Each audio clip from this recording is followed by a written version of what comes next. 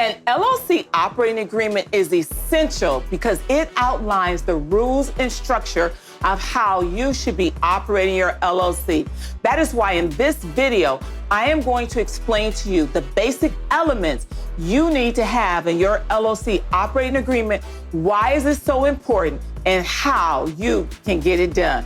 But before we jump in, you know what to do. Let's like, comment, and subscribe so you don't miss out on any of this wealth building information. Now, let's get after it. What is an operating agreement? An operating agreement is a document that you actually type up that explains exactly how your business is going to be ran. And it's very important that you have this for both a single member LLC and a multi-member LLC. It is a legal document that really binds how you're going to be operating your business. And a lot of banks and financial institutions will ask you for your operating agreement whenever you're looking to borrow money or do anything that has a legal requirement. Some of the basic elements that you need to have in an operating agreement are going to be how many members you're going to have, what the roles of each member is going to be, and is your LLC going to be member managed or manager managed? That is very important to outline these things. And let me explain to you why. Let's say me and my best friend open up a beauty salon. And let's say that she's a beautician and I'm an accountant. We may choose that I am going to run the back end finances, the numbers, and keep all the books and records together. And she's gonna run the day-to-day operation. She's gonna be out on the floor doing what she needs to do with the rest of the people that are renting booths from our business. I should not step into her territory and she should not step into my territory.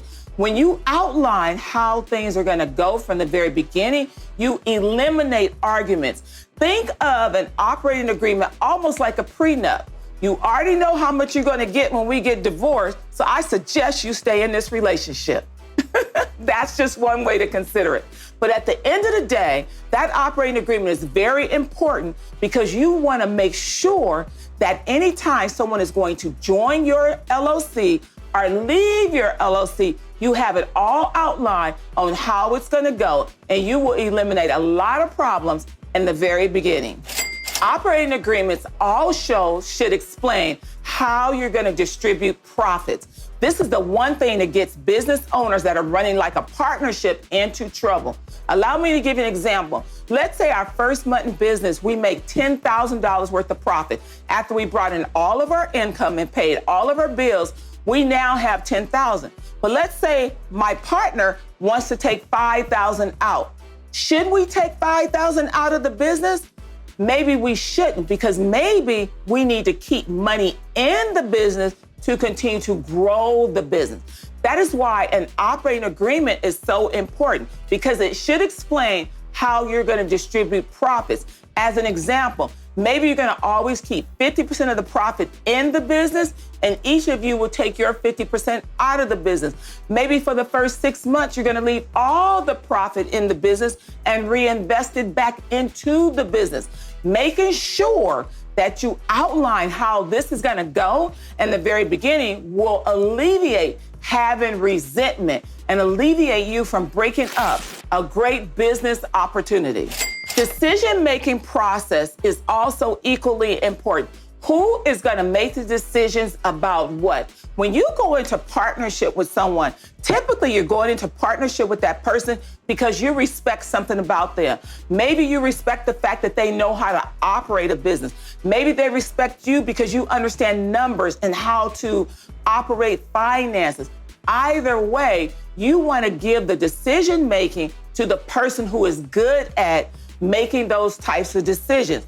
Allow me to give you another example. Let's say we're operating a business, and let's say my partner is easygoing. My partner has a bigger heart than I do, and my partner is not good at maybe terminating people, telling people what needs to happen, disciplining people, but maybe I'm good at that. Maybe I don't care. Maybe I have a cold heart. Either way, if I'm the person that can handle those conversations better, then that duty should be given to me from the very beginning. play to the strength of each partner. And making sure that you outline that is gonna help you as you decide to grow your business. Changing your operating agreement is also an option. Don't think you have to be married to your operating agreement. You do not. But here's the thing. If you're gonna change your operating agreement, you both have to agree to change that operating agreement. And you have to also, in the beginning, establish when we will review the operating agreement and make changes to it. As a rule of thumb, I will tell you, do not make changes to your operating agreement until you at least get in the business and get past the 1 year mark. Because I have seen business owners try to change their operating agreement after the first month, after they disagree with something. Now all of a sudden they want to change the operating agreement. That's why the operating agreement is there, to make sure that you can operate a business consistently over time. Dispute resolutions will happen. Therefore, your operating agreement should designate how you are going to deal with dispute resolution. Let's say that you guys are in disagreement on something. Who are you going to appoint that is going to be the person that's going to help you resolve that dispute? Is that going to be an attorney? Is that going to be your accountant? Who is the person that you respect that you can both go to and talk to together to dissolve the dispute? Things are going to happen. Relationships are not perfect, and business relationships are not perfect by any stretch of the imagination. But making sure that you have some resolution inside of your operating agreement on how to dissolve disputes and deal with them is going to be important. For example, what if you were to say, if we have a dispute, the first disagreement that we come to, I will let you have your way. The second disagreement we come to, I'll have my way. That's one way of dissolving disputes. Or maybe you're going to talk to a third-party person, a mediator. Maybe you're going to talk to your attorney. But having that established up front is going to help you continue to run your business successfully. Having an operating agreement should also break down how people are going to join your business and exit your business. Because many times people will start a business and the heavy lifting is always done in the beginning of a business. Then you find out your business is doing well, then along comes John and Jane and they want to join in your business. You may need that capital infusion, that additional money for them to buy into your business, but they cannot, and remember this, they cannot buy into your business at the same amount that you contributed to your business in the very beginning. Let me explain to you why. Let's say in the beginning, we both put in $2,000. We contributed $4,000 in total, $2,000 each.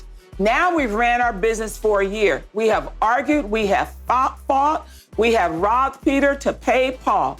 Now here comes two more people that want to join our business. Do you think that they should be able to join with $2,000? Absolutely not. Because now your business is up and running. Now you're on the path. In order for them to join your business, it should be valued at a higher amount than your initial capital contribution. When you establish that up front, you're going to make it so you can add additional members to your business, making sure you adjust the operating agreement, making sure you guys vote on it. You're going to be able to add additional people to your business, but you're going to do it in a way that is going to feel good to the both of you. Understanding how important an operating agreement is mission critical. Knowing what elements to have in an operating agreement, knowing that it's the bylaws of how to operate your business, knowing it's a legally binding document, knowing that you need to specify and spell out everything from the very beginning is going to allow you to run a successful business.